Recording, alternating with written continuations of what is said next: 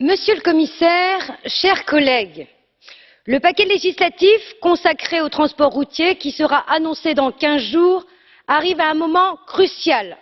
En effet, on parle d'un secteur qui est aujourd'hui confronté à 3 défis majeurs. Le premier, le routier contribue à 20% des émissions de gaz à effet de serre de l'Union européenne. Il faut que ça baisse et vite si l'on veut respecter les engagements pris de la COP 21 pour sauver la planète, sauver le climat et l'humanité.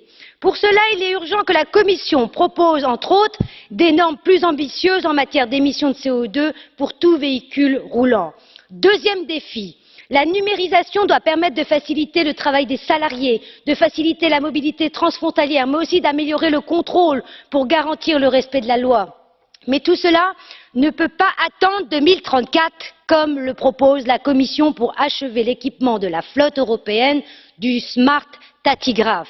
Car le troisième défi, il faut le régler avant qu'il soit trop tard.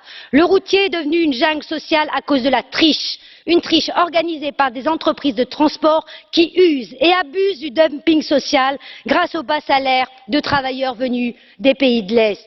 Il est temps d'affirmer ce principe travail égal, salaire égal, et de créer une agence européenne du routier, véritable gendarme dont la mission sera de garantir le respect de la législation européenne. Cette concurrence déloyale fait des ravages en matière d'emploi, nuit aux conditions de travail des salariés, elle détruit des vies, elle oppose des salariés européens entre eux, nourrit la colère des uns et des autres, c'est le poison qui tue le projet européen. L'enjeu de ce paquet mobilité, c'est la survie du projet européen. C'est le dernier arrêt avant le triomphe des partis eurosceptiques. Nous avons une obligation de résultat ici et maintenant. Für die Fraktion Europa der Freiheit und der direkten Demokratie erhält Herr Lundgren das Wort für eine Minute. Tack så mycket för ordet, fru ordförande.